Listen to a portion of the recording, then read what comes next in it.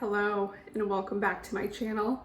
Today I'm going to do a double shot unboxing of two decks that I received this week from Divine Muses. This is Maree Bento out of Portland, Oregon. These are second editions, so she had already created these in 2019 and 2020, I believe. But these are the second editions that just came out, and this is my first time experiencing this magic, which I had found on Instagram. So we have the Lua Tarot, Divine Muses Oracle. I'm going to split this up into two videos, so I'm actually going to start with the Lua Tarot. I did already open this because I couldn't wait, but I didn't get too far into it, so this is still going to be a new experience for me. The box itself is just a clamshell box, no branding, which is pretty cool. I haven't seen that yet before. So the only branding that is on the box is the very back, Lua Tarot, and you can see that the images of the cards are black and white, which is my favorite.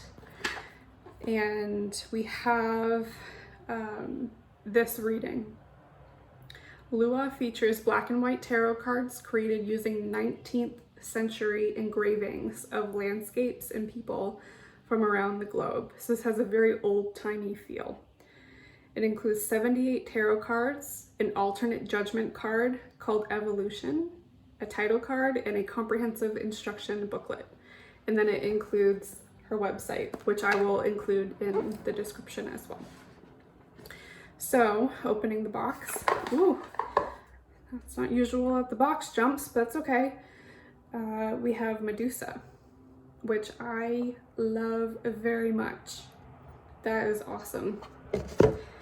And then the back of the bottom of the clamshell is the as above, so below scripture. Oh, I like that too. Okay. The booklet, same design as the box. Nice thick booklet. I already flipped through it a little bit just to get an idea of what is going on in here, and it has a great introduction. It breaks down the numerology within the tarot, how the major arcana is not numbered, which is new to me. I haven't had a deck that isn't numbered, but I can understand why. And then it goes into the major arcana cards, including keywords. But what I also like is that it includes astrology too. So you can understand how the cards line up with an astrological event, the planetaries, and even the zodiac. So for instance, the Hermit includes Virgo. Wheel of Fortune is Justice. The Death card is Scorpio, things like that. And then when we move into the minor arcana, it also includes the elementals. So it's great. At the very end, there are some spreads as well, which is awesome. And an appendix way in the back for interpreting yes, no cards, maybe clear and neutral.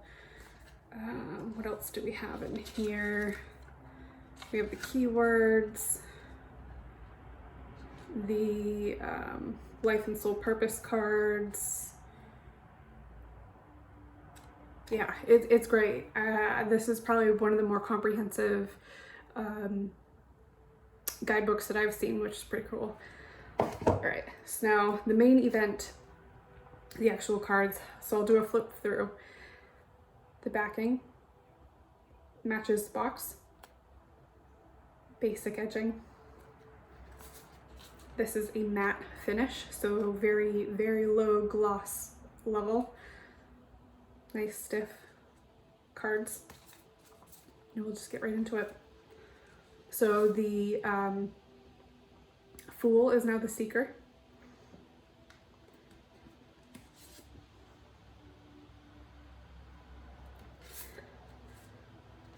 right off the bat, looking at these, it is very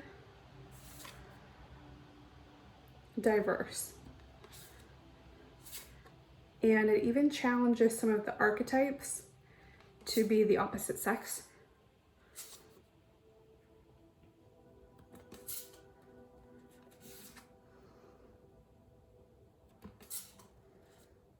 I love the chariot. That's a beautiful image. In the strength card, traditionally a lion appears to be a leopard. Or maybe a mountain lion, I'm not really sure. The hermit, traditionally a male figure, is a female.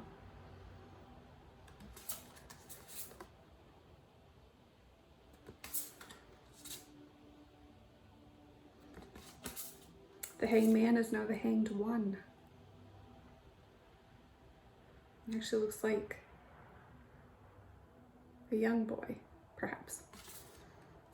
Temperance is pretty cool. I like that one. Oh, I think this one's my favorite. A tower. Explosive eruption, which is such a great depiction of this card, what this card represents in a very basic way. It's this godlike event that pushes you right outside your comfort zone. You know, when Vesuvius, my goodness, erupted, it changed Pompeii forever, right? Yeah, I love that. Star. The moon is one that I typically look at when I get a new deck because I connect very much in with the moon. And I do love this one.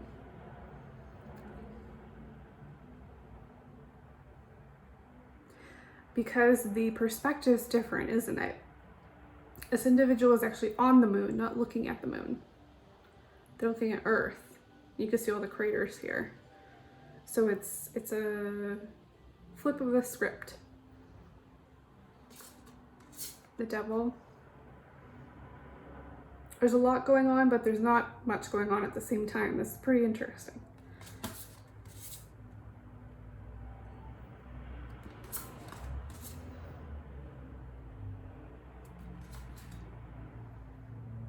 I like Judgment. That's a good one. And then the alternative Judgment, the evolution.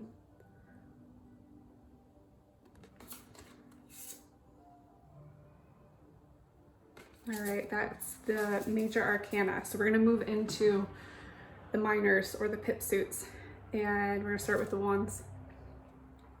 Another volcano.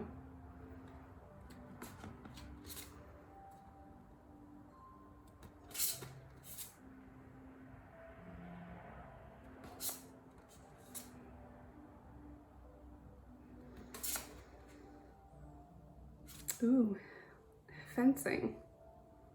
That's interesting.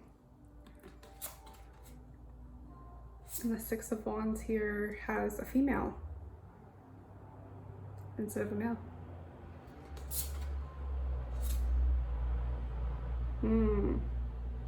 Yeah. Doesn't this one give you those old-timey World Fair test of strength game vibes? I like this.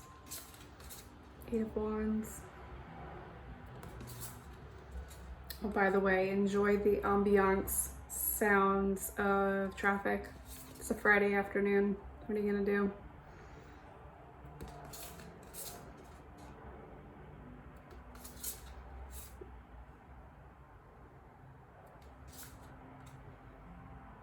This is interesting. Knight of Wands.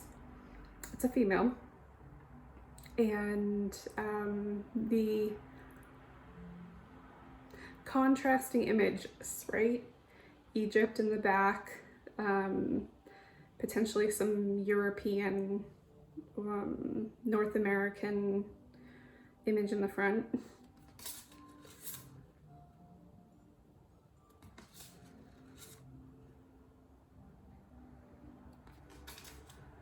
All right, now we're moving into the cups.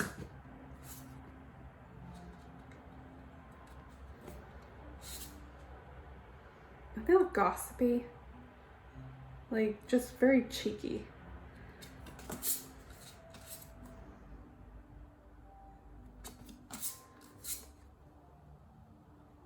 That melancholy contemplation.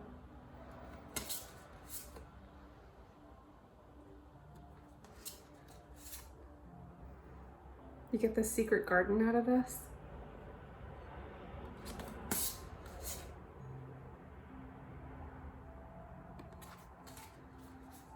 Okay, I like this one. It's different because this actually, if you didn't know that this was the Eight of Cups, wouldn't you think that maybe this is the Tower or something related to the Tower? I like that.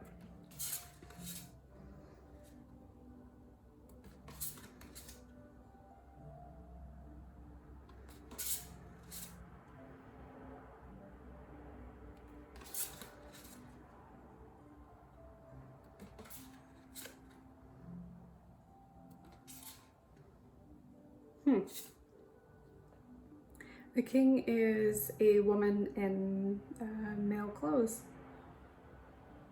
That's pretty cool. All right, swords.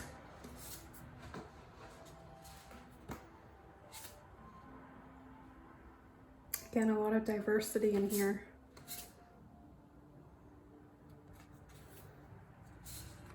The Four of Swords. This one always reminds me of Snow White. Just being in this state of repose.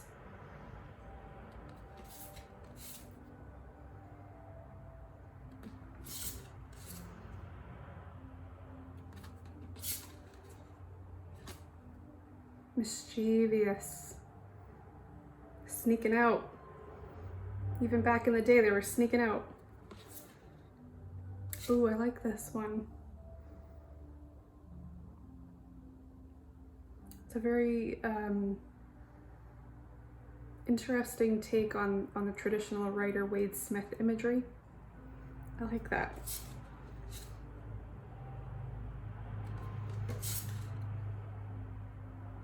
Interesting. I don't think I've seen a deck yet where the 10 swords aren't sticking out of the back of this poor person on the ground. This is interesting. I like this.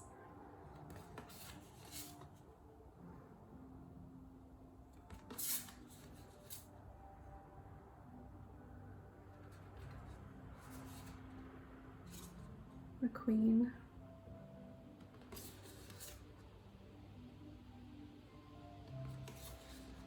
All right, final coins.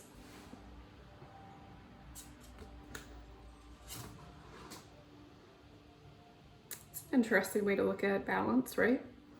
You know, a ballerina needs to be able to master balance. A ship needs to be able to right itself. We do see the ship on the waves in the traditional Rider-Waite-Smith imagery as well, but I like the addition of the ballerina.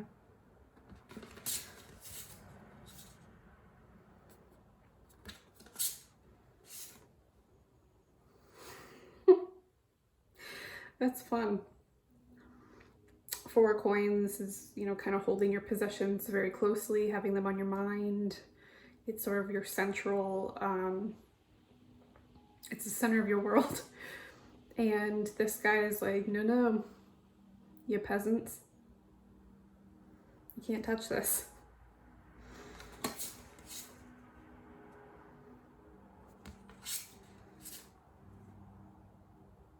Charity work.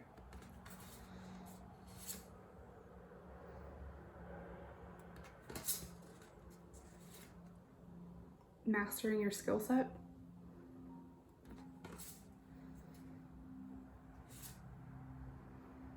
You kept the hawk. I like that.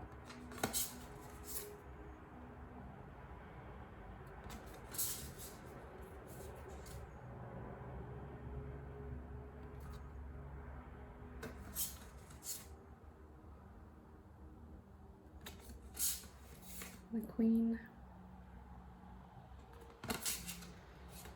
the King. All right. Well, overall, my first impression is I love this. I love the spiritualist movement type feel that this gives off. I love the engraving of the images. I love that it's a matte finish. That makes it very Instagrammable for my collective readings. I think there's a lot to really dive into with the imagery, which is awesome, but at the same time, it's still very readable off the bat. You don't need to rely heavily on the guidebook to be able to understand it. So again, that is the Lua Tarot, which Lua, based on what I've read in the guidebook, is Portuguese for the moon. And looking at the moon, that kind of gray scale imagery, we clearly see that in these, which was the inspiration, which I really enjoy that. So I'll have to sit with this one for a while and get a feel for it, and then I'll come back and do a more in-depth review like I have with the Ascension Tarot. Hopefully sooner than later, but we'll see. We'll see how it goes. Stay tuned for the part 2, which I will do with the Divine Muses Oracle. And again, I will include the artists' Instagram information as well as their website in the description of this video, so you can go check them out. Okay, take care.